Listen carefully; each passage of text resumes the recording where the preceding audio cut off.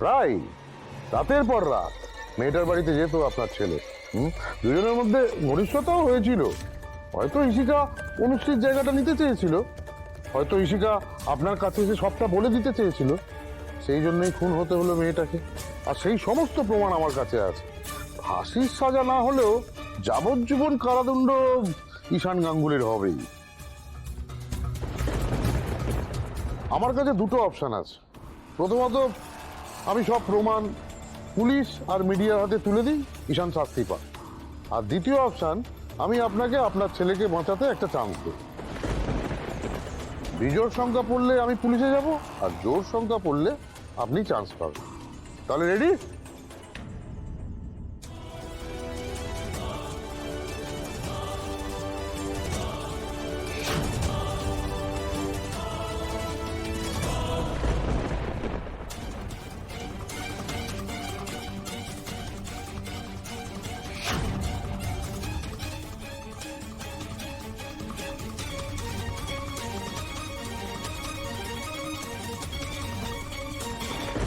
আমি সৎ, তাই যা বলেছি তাই করব। ইন্দ্রাণী গাঙ্গুলিকে আমি একটা সুযোগ দেব তার ছেলেকে বাঁচাবার, কিন্তু তার জন্য ঈশানের মাকে একটা ছোট্ট কাজ করতে হবে।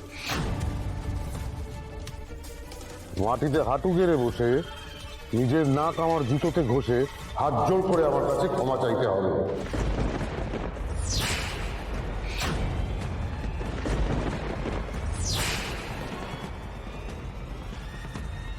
ব্যাস। আর তার সঙ্গে ওই ছেলের ওই মুক্তির ব্যাপারটাও যেন মাথায় থাকে, ওটাও চেয়ে নেবেন, মুক্তির ভিক্ষাটা। ব্যাস, তাহলেই সব প্রমাণ আমি আপনাদের হাতে তুলে দেবো। আর কোনোদিন এই বাড়ির মাটিতে পা রাখবো না, আপনার দিব্যি।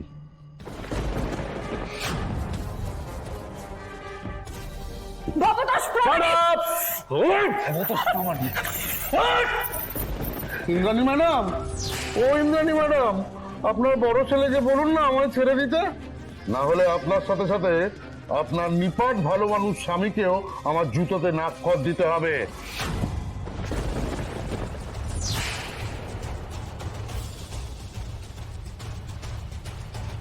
আপনি কি ভেবেছেনটা কি? আপনি এসব ছবি দেখিয়ে দেবীমাকে ভয় দেখাবেন আর উনি আপনার শর্ত মেনে নেবেন? কখনো না। তোমার দেবীমা অলরেডি ভয় পেয়ে গেছে। এবার খালি দেখতে থাকো তোমার ঈশ্বরকে তার সিংহাসন থেকে কিভাবে আমি মাটিতে আছড়ে ফেলি। আমার নাম ভবতোষ প্রামাণিক। ভেঙে চুরমার করে দেবো ওনার রাজত্ব। আমাকে অপমানের দাম ওনার অপমান। দাঁতের বদলে দাঁত, চোখের বদলে চোখ। আমি খুন করেছি, আমাকে মারো, মারো, মারো, আমি খুন করিনি, আমাকে ক্ষমা করে দাও। আমি জানি তুমি খুন করনি। আমার ছেলে খুন করতে পারে না, আমার ছেলে খুন করতে পারে না।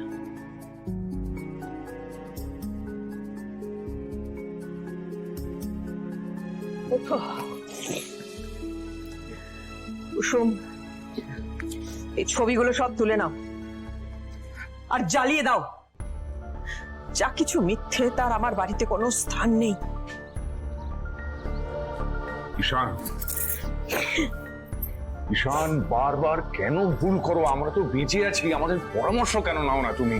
বাবা, বাবা, তুমি সত্যি বিশ্বাস করো বাবা, আমি এসব কিচ্ছু করিনি তো।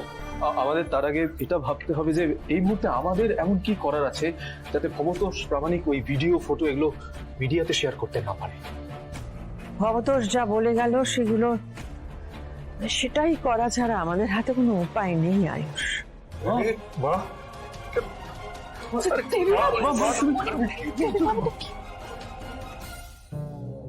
ভূতের মুখে রাম নাম শুনেছেন কখনো?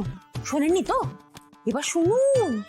না, অহংকারী ইন্দ্রাণী গাঙ্গুলি, যার নাকি অহংকারী গয়না চিরকালই বলে এসেছেন, তিনি নাকি কারোর সামনে কোনোদিনও মাথায় নোয়াননি।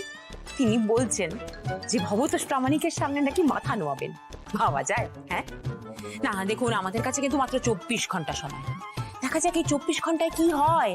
দাম্ভিক অহংকারী ইন্দ্রাণী গাঙ্গুলি জিতে যায়, নাকি আয়ুষ আর ঈশানের পরম পূজনীয় মাতৃদেবী পরিস্থিতির কাছে হার মেনে যান।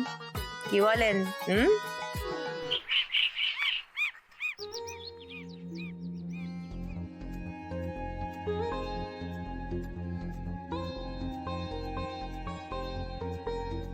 আপনার কোম্পানির টপ সিক্রেট ফর্মুলা ওই মেয়েটার সঙ্গে হাত মিলিয়ে আপনার পুত্রই চুরি করেছিল। দুজনের মধ্যে ঘনিষ্ঠতাও হয়েছিল।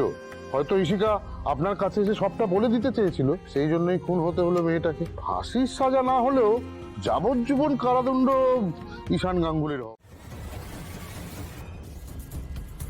তোমরা দুজনে মিলে একসাথে এখানে? তবে হ্যাঁ, একদম সঠিক সময় এসেছো।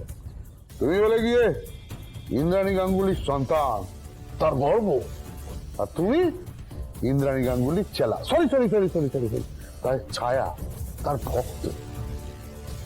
তোমরাই একটা জুতো পছন্দ করে দাও না, কাল ইন্দ্রাণী গাঙ্গুলি আমার জুতোয় নাক ঘষে নাক্ষর দেবে। জুতোটা তো পছন্দসই হওয়া দরকার না? তাই চকচকে কর, একবার ঘষে চকচকে কর।